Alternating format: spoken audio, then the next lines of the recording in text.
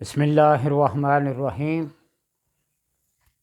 الصلاۃ والسلام علیکہ یا رسول اللہ وعلی آلک و صحابک یا حبیب اللہ۔ اللہم صلی علی محمد وعلی آل محمد صلی اللہ علیکہ یا محمد نور من نور اللہ۔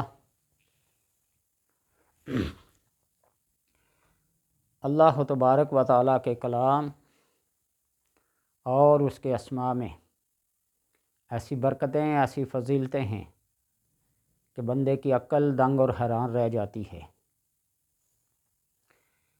بعض لوگ اپنے اپنے پیشے، مشاغل، مقاصد میں بہت دلچسپی رکھتے ہیں، لیکن ذوق اور شوق ہونے کے باوجود بھی انہیں کامیابی نہیں ملتی۔ اس کے پیچھے کوئی نہ کوئی اللہ کی حکمت کار فرما ہوتی ہے۔ اللہ رحمان ہے، رحیم ہے۔ دنیا کے اندر تمام مذاہب کے لوگ، انسان، ان کو رزق، روزی، کاروبار، مقاصد، حاجات اور مشکلات صرف اللہ تبارک و تعالیٰ کی ذات کے ساتھ ہی منسلک ہیں۔ اللہ رحمان ہے۔ دنیا میں مسلم، ہندو، سکھ، عیسائی، یہودی سب کو برابر اپنی نعمتوں سے نواز رہا ہے، اور رحیم ہے۔ اللہ تبارک و تعالیٰ آخرت میں مومنین کے ساتھ، وہ مومن کسی بھی نبی کے امتی ہوں اور اس نبی کا کلمہ پڑھنے والے ہوں، اللہ ان کو اخروی نعمتوں سے نوازے گا۔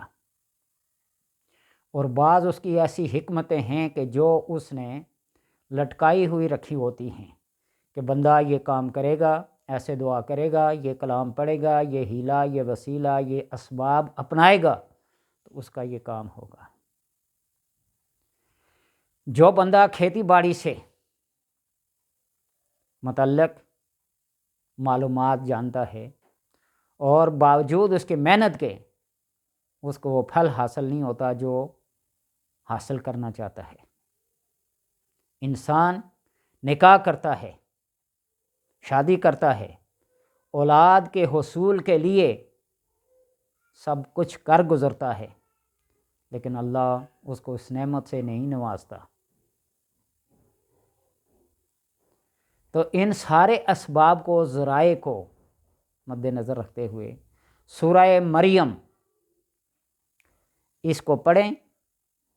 کھیتی باڑی، پھل، اناج، بعض دفعہ لگ کر کیڑے وغیرہ لگ جاتے ہیں، کوئی حشرات الارض کی نظر ہو جاتے ہیں، کوئی چرند پرند درند کی نظر ہو جاتے ہیں، تو سورہ مریم پانی پر پڑھ کر اپنی کھیتی پر، اپنے پھلوں پر، درختوں پر چھڑکاؤ کر دیں۔ یا چھڑکاؤ نہیں کر سکتے تو سورہ مریم کو لکھ کر کسی درمیان میں اونچے درخت کے ساتھ، کسی شاخ کے ساتھ، کسی بڑے ڈنڈے کے ساتھ باندھ کر اس نقش کو لٹکا دیں۔ انشاءاللہ تبارک و تعالیٰ آفات سماوی اور ارضی تمام سے اللہ تبارک و تعالیٰ نجات دے کر بہترین اناج اور رزق اس زمین کی پیداوار کا ذریعہ بن جائے گا۔ اور اگر اسی طرح کوئی صاحب اولاد ہونا چاہتا ہے،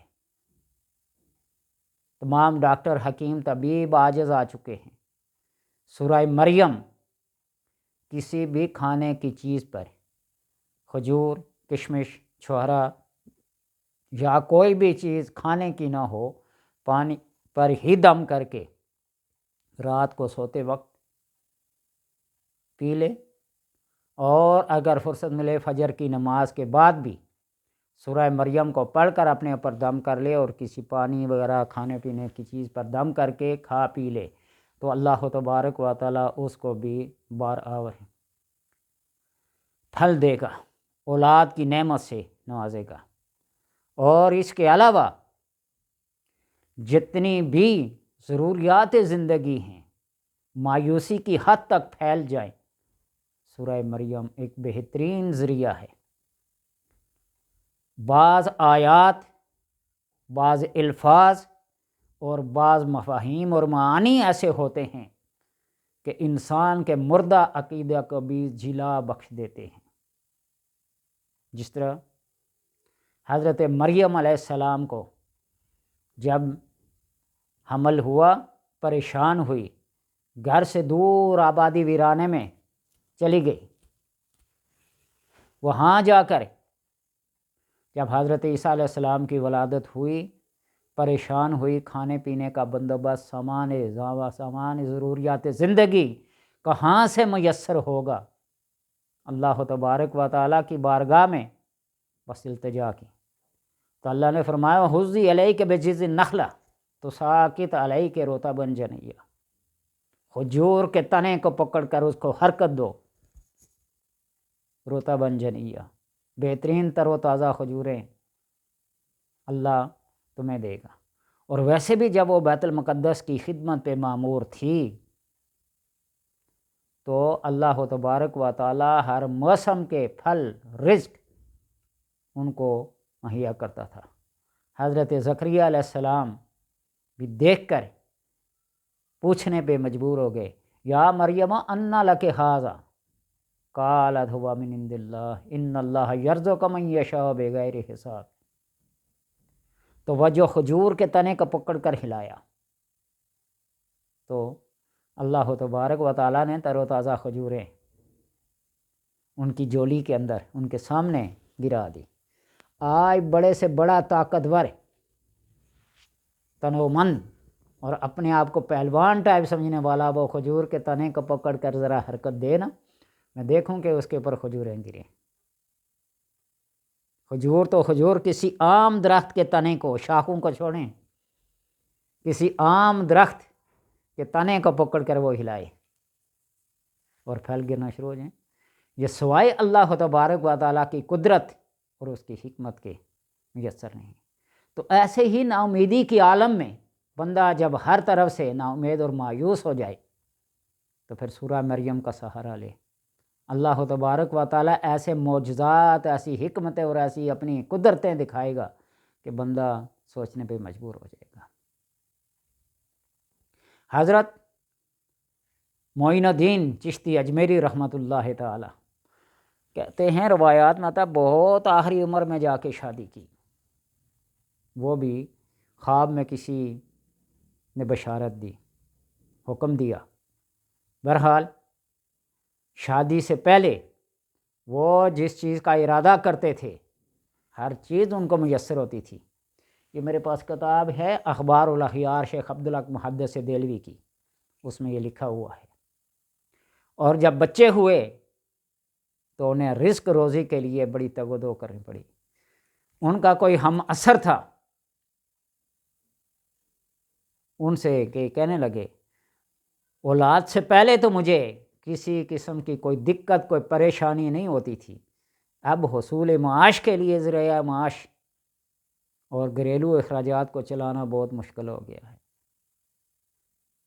تو اس ہم اثر نے کہا کہ شاید کہ آپ نے قرآن کو نہیں پڑھا، مطالعہ نہیں کیا۔ نے کہا میں نے نہیں پڑھا۔